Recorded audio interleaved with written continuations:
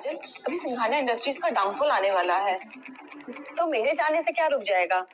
मैं भी उनकी बर्बादी एंजॉय करूंगी। मैं नहीं चाहती हूँ किसी की भी एक गलती से वो अपनी पोजीशन शहर में मेंटेन कर सके। अभी हमारे पास अच्छा मौका है फर्स्ट पोजीशन पर आने का, लेकिन भी मुझे भी तो कुछ नॉलेज होनी चाहिए ना अपने बिजनेस के बारे में।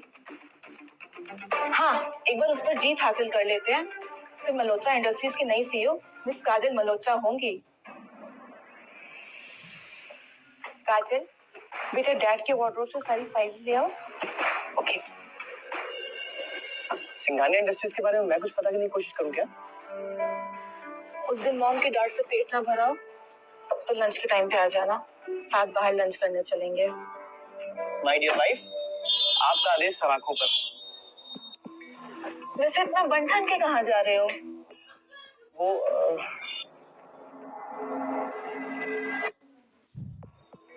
वैसे इतना बंधन के कहाँ जा रहे हो?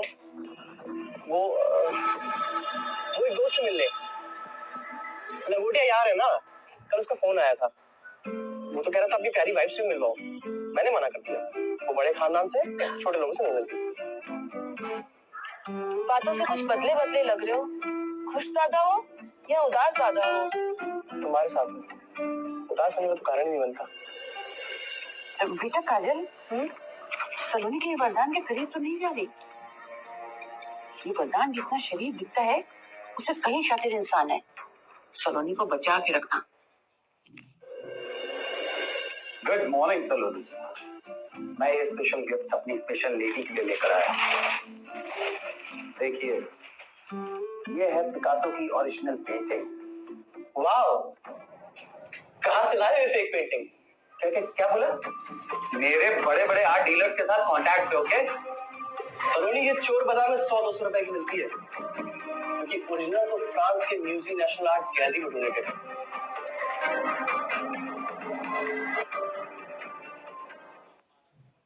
सलोनी, तुम्हें ये आर्टिस्ट पसंद है इसलिए मैं ले आया।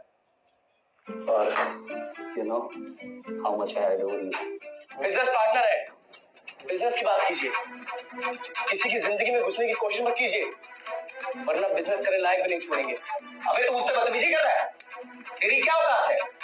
खुद तो तू दूसरों के टुकड़े पर पल रहा है, ये बीवी है मेरी, बदतमीजी आप कर रहे हैं। वरदान, कम से कम वो गिफ्ट तो लाया मेरे लिए। तुमने किया ही क्या आज तक? चलो निकले यहाँ से।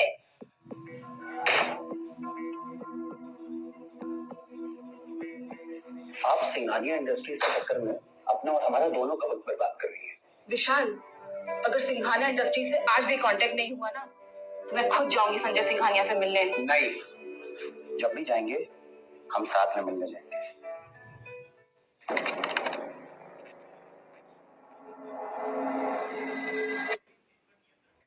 तो डैड, क्या हाल है मेरी माँ के साथ मिलकर बनाई हुई सिंघानिया इंडस्ट्रीज के? बेटे, इस सिंघानिया इंडस्ट्री का मालिक मैं नहीं, इसके असली मालिक, असली हकदार तुम हो, और अब इस डूबते हुए तिनके का सहारा भी तुम ही हो। अगर तुम चाहोगे तभी ये सिंघानिया इंडस्ट्री दोबारा टॉपर बनी रह सकती है। डैडी, कैसे हो सकता है? जिसका इस इंडस्ट्रीज के साथ पिछले 4-5 सालों से कोई वास्ता ना रहा हो, वो अचानक से इस इंडस्ट्री का रक्षक कैसे बन सकता है? बेटा, तुम्हारी बात सच कहा करती थी, हम किसी के साथ गलत करेंगे तो हमारे साथ भी गलत ही होगा। मैंने तुम्हारी माँ के साथ गलत किया था, आज उसी हमारे किए का फल इस इंडस्ट्रीज को मिल रहा है। लेकिन इस इंडस्ट्रीज का पूरा कमांड तो आपकी सीईओ मिसेस कविता संजय सिंघानिया जी के हाथ में। वो भी चाहे तो इस इंडस्ट्रीज को बचा सकती है। वैसे कहाँ है मैडम? आई नहीं ऑफिस क्या? डूबते टाइम भी सीईओ की नजर ही नहीं है इंडस्ट्रीज पर। सिद्धार्थ बेटा, मुझे तुमसे बहुत जरूरी बात करनी है।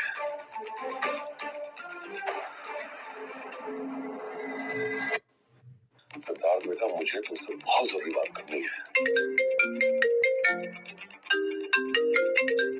एक मिनट बेटा, मेरी बात से भी ज्यादा जरूरी फोन है क्या? हेलो वरदान, मेरी फाइल्स गाड़ी में ही रखी रह गई हैं। वो फाइल का काम ना हो तो थोड़ी देर में पहुंचा दो ऑफिस। तुम्हारे उस 2 कौड़ी के 2 ज्यादा इंपॉर्टेंट है फाइल। कभी कोई इंडस्ट्री संभालोगे तो पता चलेगा एक फाइल की इंपॉर्टेंस। सलोनी, ज्यादा गुस्सा और टेंशन सेहत के लिए हानिकारक होता है।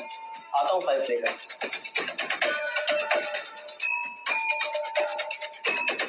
सॉरी डैड, फिर कभी नेक्स्ट मीटिंग रखते हैं, बहुत जरूरी काम आ गया, निकलना होगा। सिद्धार्थ बेटे, मुझे तुम्हारी माँ के बारे में तो कुछ बताना है।